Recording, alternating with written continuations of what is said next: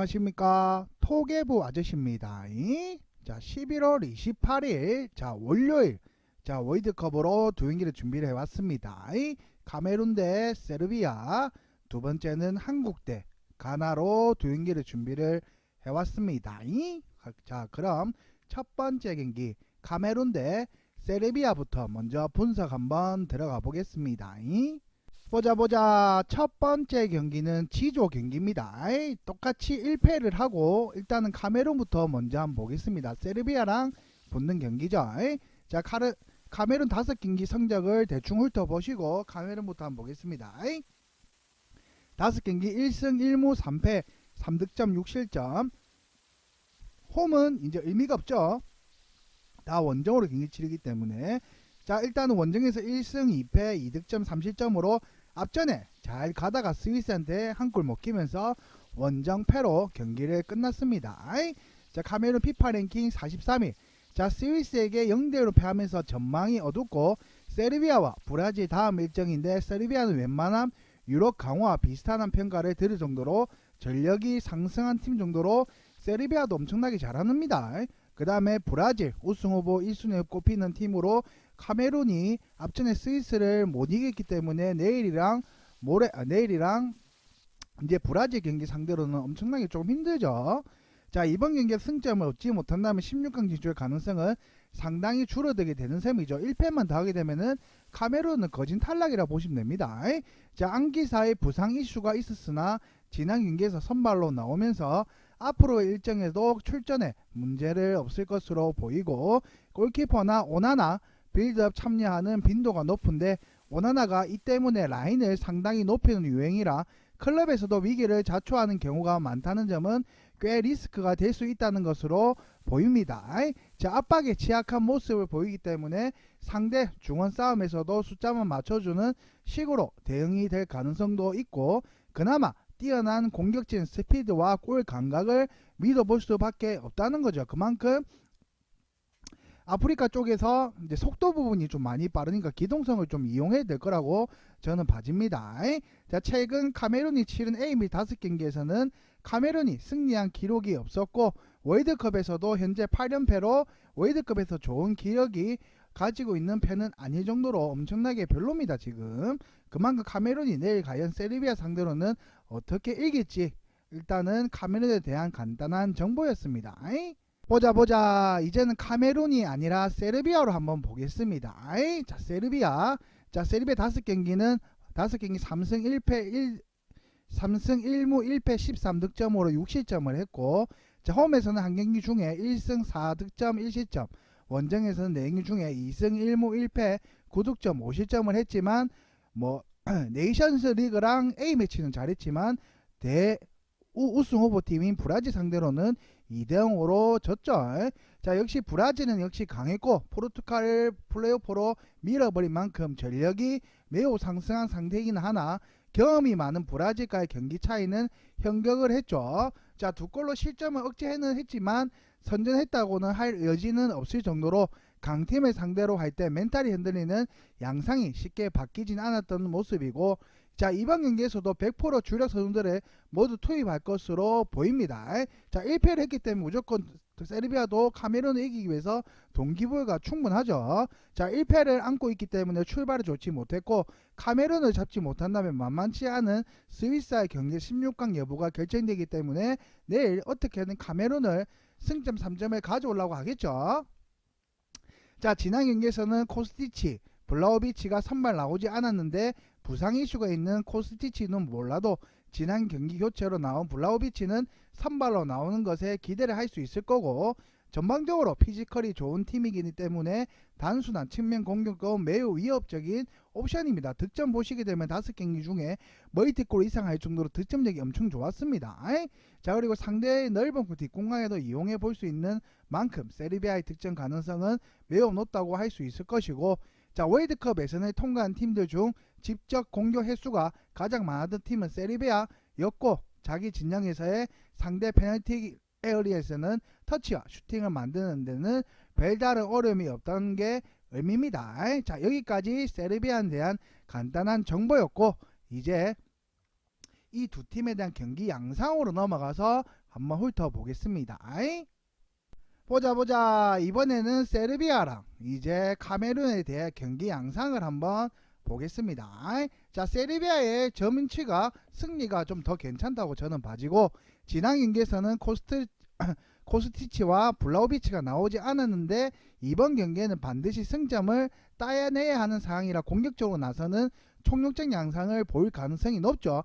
세르비아가 지금 1패를 했기 때문에 승점 1점으로는 안 되기 때문에, 승점 0점이기 때문에 내일 지게 되면은 16강 올라가는 거진 탈락이라고 보시면 됩니다. 그렇기 때문에 카메룬한테는 무조건 승점을 가져가기 위해서 최종 결론을 총력전을 할 가능성이 100%죠. 그렇기 때문에 측면뿐만 아니라 다디치의 창의성을 바탕으로 중앙 공격에서도 활기를 띨 수 있고, 밀라우고비치, 사비치 중 중앙 장악도 기대할 만한 정도로 EPL에서도 엄청나게 좋은 모습을 보여주고 있습니다. 그렇기 때문에 내일 세르비아가 카메룬 상대로는 엄청나게 승리 다득점까지 저는 예상이 됩니다. 그렇기 때문에 내일 경기의 추천으로는 세르비아 승과 다득점까지 추천을 한번 드려보겠습니다. 자, 그래서 이 첫 번째 경기의 경기 양상은 세르비아 승과 다득점까지 추천을 한번 드려보겠습니다.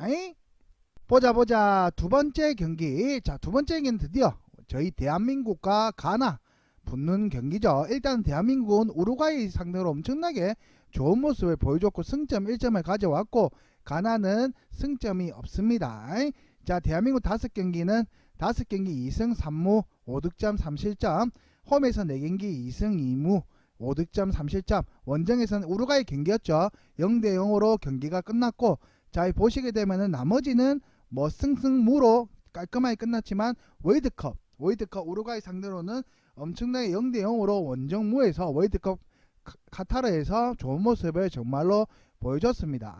자, 우루과이의 경기에서 좋은 모습을 보여주었고, 상대 중원의 플랜 A 빌드업의 축구가 먹힐 수 있느냐에 대해서 우려가 많았지만 선수들이 활동량과 세컨볼 싸움에서도 좋은 모습을 보여주면서 오히려 우루과이 중원을 압도하는 모습도 보여줬습니다. 자, 우루과이 선수들이 경기가 끝난 이후 표정이 좋지 않았던 만큼 대등한 경기력을 보여줄 수 있었다고 할 것입니다. 자, 저도 그 경기를 봤지만 한국이 엄청나게 빌드업 장면이 저는 좀 괜찮았다고 봅니다. 한국이 점유율 부분에서 저는 많이 밀릴 줄 알았는데 그렇지도 않고 빌드업 축구를 좀 잘 보여줬죠.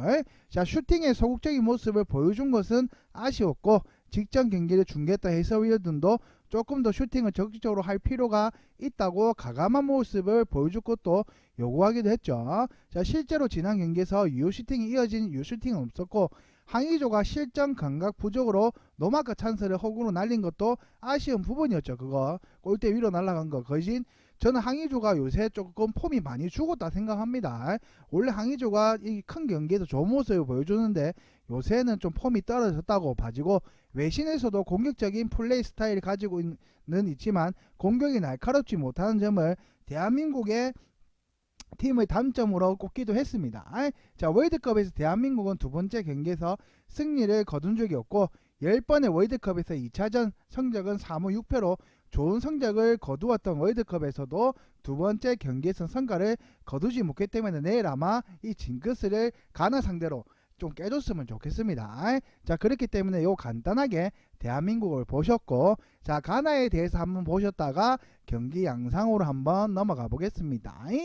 보자. 이제는 한국이 아니라 가나로 대해서 한번 보겠습니다.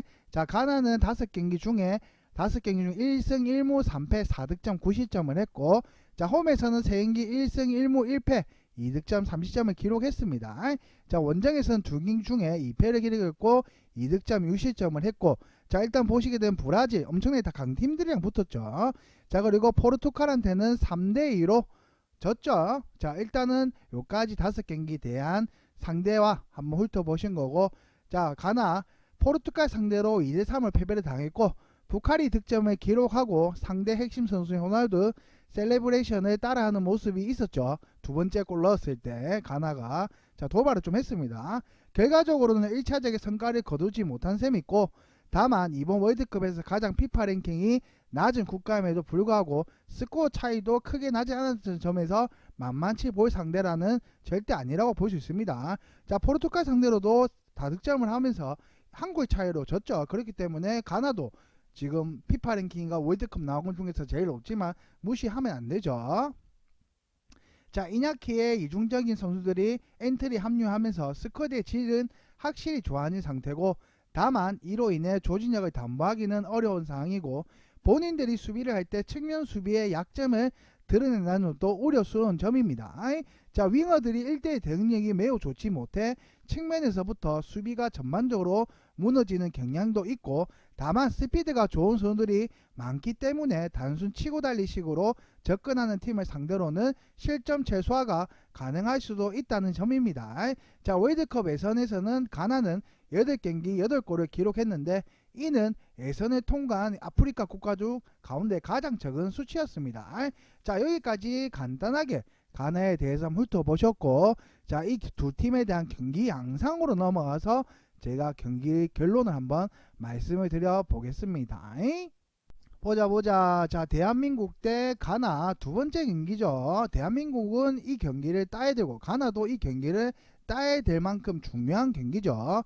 자, 대한민국이 충분히 가능성이 있는 경기고, 지난 경기에서 월드 클래스 미드필드를 질비한 우루과이 상대로도 중앙 싸움에서 전혀 밀리는 모습은 아니었는데, 상대 중앙 빌드업이 핵인 파티만 잘 견제한다면 가나의 공격력은 어느 정도 억제할 수 있을 것으로 보입니다. 한국의 그때 경기력을 보시면은 압박적인 축구와 엄청나게 빌드업 축구 다 구상을 엄청나게 잘했습니다. 하지만 아까도 제가 말씀드렸다시피 좀 소심적인 슛을 좀 많이 했기 때문에 그것만 좀 적극적으로 가졌으면 충분히 좀 좋은 모습을 보여줄 것 같습니다. 자, 가나의 측면 수비력에도 약점이 있기 때문에 측면 공략으로 활로를 찾을 수 있을 거라는 것도 장점이기 때문에 저희 이 경기는 당연히 대한민국 사람이라고 대한민국 편을 드는 게 아니지만 충분히 대한민국 승이 저는 보이기 때문에 대한민국 승으로 이 경기를 추천을 한번 드려보겠습니다. 자, 그래서 두 번째 경기 저희 경기 양상으로는 대한민국 승으로 추천을 한번 드려보겠습니다. 보자. 지금까지 11월 28일 자, 월요일 자, 카메룬과 세르비아, 한국 대 가나로 아마 경기 분석을 한번 초안으로 한번 해봤습니다. 자, 일단 저의 경기 분석 영상은 100%가 아니라는 점을 참고해 주시고, 참고용으로만 해주시고, 자, 여기에 대해서 더 많은 궁금증과 더 많은 픽을 받아보고 싶으신 분들은 아래랑 오른쪽 상단에 보시면은 링크가 있습니다. 파란 색깔로 글씨 링크 클릭하는 게 있습니다. 자, 그쪽에 문의만 주시면은 저희 가족방에도 입장이 가능하시고, 더 많은 정보와 그 다음에 뭐 다른 경기에 대한 정보까지 받아보실 수 있으시니까 문의 한번 부탁드리겠습니다. 자, 문의한다고 입장한다고 해서 돈 드는 거는 일체 없으니까 문의 한번 부탁드리겠습니다. 자, 그리고 구독과 좋아요도 꼭 한 번씩 부탁드리겠습니다. 자, 지금까지 토개부 아저씨였습니다.